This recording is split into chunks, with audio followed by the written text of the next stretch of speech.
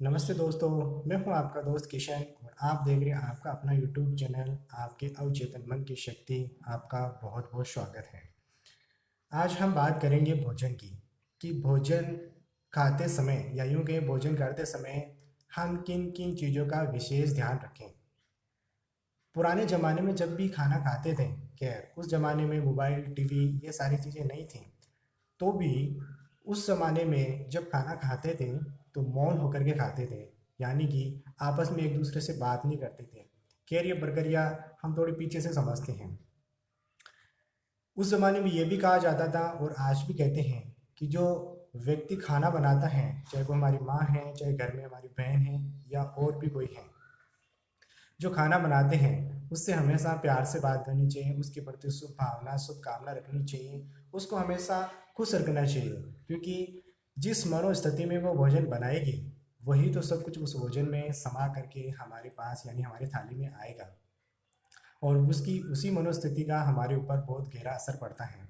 इसलिए खाना बनाते समय कोई भी है या कोई भी खाना बना रहे हैं, खाना बनाते समय आज के युग में हमें विशेष इन बातों का ध्यान रखना है कि एक तो हम मोबाइल पे किसी से बात ना कर रहे हो, दूसरा टीवी ना चल रहा हो, तीसरा हम किसी से बातें ना कर रहे हो और मोस्ट इम्पोर्टेंट हम अपने मन में किसी के प्रति व्यर्थ फालतू पर चिंतन प्रदर्शन की बातें अपने मन में आ, उनका चिंतन ना कर रहे हों। क्योंकि जो हम सोच रहे हैं, जो हम सुन रहे हैं, जो हम देख रहे हैं, वही हमारे चिंतन का हिस्सा है, वही हमारी सोच में चलता है और जो सोच रहे हैं वही एक प्रकंपन के रूप में, एक वाइब्रेशन के रूप में उन भोजन में समा जाता है और उसी किचन का जो वातावरण है वो भी एक वैसा ही एनर्जी फील्ड क्रिएट कर लेता है जैसा कि हम सोचते हैं।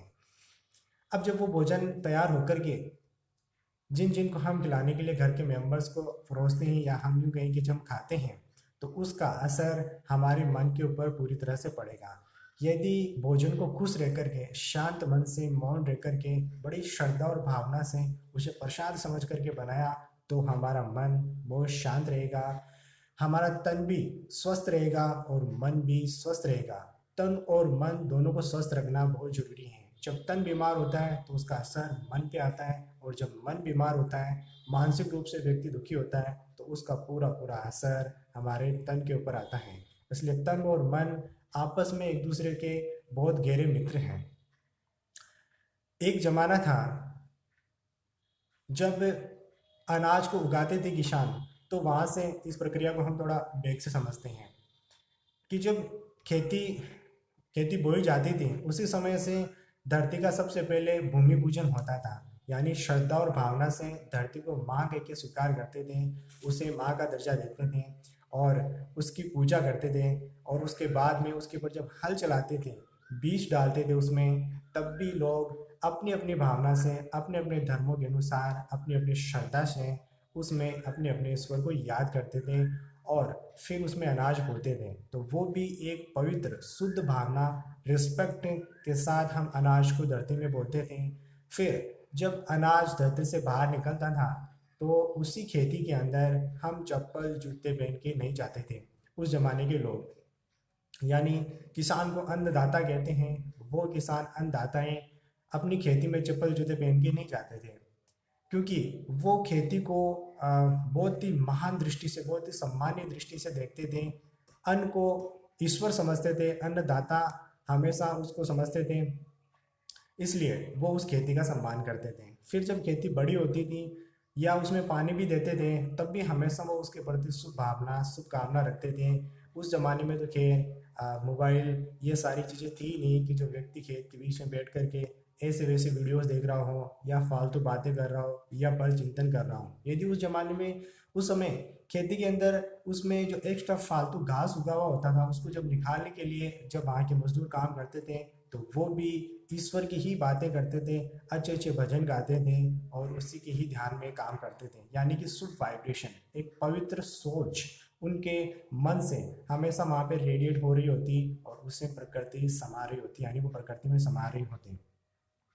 जब अनाज बड़ा हो जाता, जब अनाज की फसल को काटा जाता, तो भी ईश्वर को ही याद करते थे, उसकी याद में, उसके भजनों में, उसके सत्संग में बड़े ही अच्छे मनोरंजन के साथ, बड़े उमंग उत्साह के साथ उस फसल को काटते थे। जब अनाज को निकाल लिया जाता था, तो भी अनाज को यूं ही घर में ले जाके वो नहीं लेकर के जाते थे। उसके लिए भी वो अपना एक टाइम टेबल देखते थे कि आज शनिवार है, आज मंगलवार है या आज सोमवार है। यानी सभी अपने अपने धर्म और अपनी अपनी श्रद्धा और भावना के अनुसार एक टाइम टेबल देखते थे कि सुबह 6:15 इस भोजन को, इस अनाज को हमें घर लेके जाना है, या फिर शाम को 7:15 लेके जाना है। एक उनका अपना मुहूर्त होता था। उसके बाद उसको श्रद्धा और भावना से जब बोरी में भरते थे, तो उसी अनाज के ढेर पे अगरबत्ती जलाते थे और वो अपने ईश्वर को याद करते थे। जब अनाज घर में आ जाता, तो यूँ नहीं कि उसको डायरेक्ट ही अनाज को लोगों ने अपने लिए स्वीकार कर लिया, नहीं।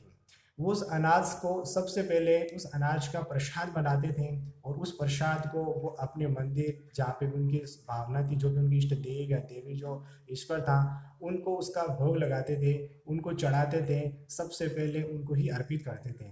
उसके बाद वो उस भोजन को खाते थे, या अपने लिए, यूँ कहें कि अपने लिए उपयोग करते थे। तो सोचिए ये प्रक्रिया कितनी सुंदर है कि भोजन को उगाने से लेकर के भोजन को घर पर लाने तक भी अ, वो कितनी श्रद्धा और भावना। ये प्रक्रिया यहीं पर पूरी नहीं होती। उसके बाद में जब अनाज का भोजन बनाया जाता है, तब भी लोग ईश्वर को याद करते थे, उसकी याद में मौन रह के, चुप रह कर के खाना बनाते थे। उस खाने को ईश्वर को मन ही मन भोग भी लगाते थे। जब भोजन हमारी थाली में हमारे पास आता था, तब भी लोग मौन रह के खाना खाते थे, शुभ भावना रखते थे, ईश्वर को याद करते थे। इस प्रक्रिया के पीछे मेरा कहने का भावार्थ ये है कि इस पूरी प्रक्रिया में हमारी भावनाएं बहुत शुद्ध होती थी, हमारे विचार बहुत शक्तिशाली होते थे। हम प्रकृति का, अनाज का, जल का, फल का, सब्जियों का, हर एक का रिस्पेक्ट करते थे, सम्मान करते थे। अर्थात हम अपने मन से उनको शुभ वाइब्रेशन देते थे, और वही वाइब्रेशन फिर भोजन में तैयार होके हमारे पास आते हैं। जब हम खाते हैं, तो उसका असर हमारे तन और मन के ऊपर पड़ता है। अब हम देखते हैं आज के इस युग को, कि आज के इस युग में हम खाना कैसे खाते हैं। ज़्यादातर लोग यही करते हैं कि भोजन उसकी थाली में हो रहा होता है, वो खाना खा रहे होते हैं, एक हाथ में मोबाइल पे बात कर रहे होते हैं, या वीडियोस देख रहे होते हैं, या फिर टीवी पे समाचार देख रहे होते हैं, या मूवी देख रहे होते हैं, वगैरह वगैरह। जो भी आप इन चीज़ों को जानते हैं अपनी अपनी जगह, अपने अपने स्तर पे, कि आज के मानव भोजन कैसे खाते हैं। दूसरा, जो भोजन बनाने वाला होता है, वो भी ऐसा ही कर रहा होता है। उनको भी इन बातों का ज्ञान शायद नहीं होता। खैर, बहुत कम लोगों को इस चीज़ का ज्ञान है, और वो करते भी हैं। अब जब हमने भोजन को टीवी देखते, या अखबार पढ़ते, या फिर और व्यर्थ या पर चिंतन या परदर्शन की बातों में रहते हुए उस चिंतन में खाया, तो उस भोजन में वो सारे वाइब्रेशन, वो मन के प्रकम्पन उसमें समा गए, और वही हमारे तन में जाते हैं, जिससे तन बुरी तरह से इफेक्टिव होता है, और मन भी उससे पूरी तरह से प्रभावित होता है। फिर हम कहते हैं तन भी स्वस्थ नहीं, मन भी स्वस्थ नहीं। तन और मन को स्वस्थ रखने के लिए हमें जो शरीर का भोजन है, वो है जल, फल, अनाज, सब्जियां, ये आदि। ये सारी चीज़ें हमारे शरीर के लिए भोजन है। इसी तरह हमारा भी भोजन है, वो है संकल्प शक्ति। यानी हमारे मन का जो भोजन है, वो है संकल्प शक्ति। तो संकल्प शक्ति अर्थात हमारी सोच भी शुद्ध, पवित्र, सात्विक और बहुत ही पॉजिटिव यानी सकारात्मक होनी चाहिए। तभी हमारी मानसिक अवस्था, यानी हमारा मानसिक स्वास्थ्य बहुत अच्छा रह पाएगा, और तभी मन का असर तन पे पड़ता है, तो तन भी स्वच्छ रह पाएगा। खैर, आपने ये प्रक्रिया बहुत ही सिंपल और बहुत ही कम समय में समझ ली है। तो अब आप यही करेंगे कि जब भी आपके पास थाली में भोजन आए, तो आप हमेशा उसको प्रसाद समझ करके खाएं, बड़ी श्रद्धा और भावना से। यूं ही थाली में जूठा छोड़ दिया और वो अगर नालियों में बहता है, तो ये भी अनाज का, भोजन का बहुत बड़ा अपमान है। या railway station, bus stand, airport, या हम जहाँ कभी भी सफ़र में होते हैं, वहाँ पर भी भोजन लेते हैं, खाते हैं, और यूं ही कचरे के अंदर बचा हुआ फेंक देते हैं। तो ये भी भोजन का अपमान है। किसी चीज़ का अपमान करके हम उससे सुख कैसे ले सकते हैं।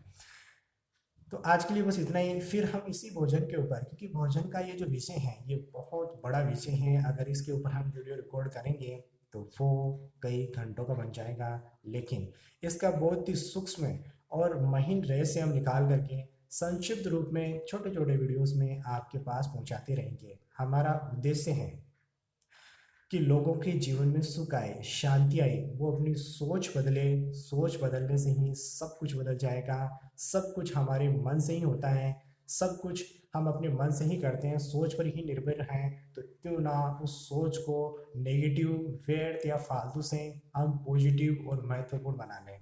तो आज के लिए बस इतना ही। फिर मिलते हैं एक नई सोच के लिए। तब तक के लिए नमस्ते, शुक्रिया।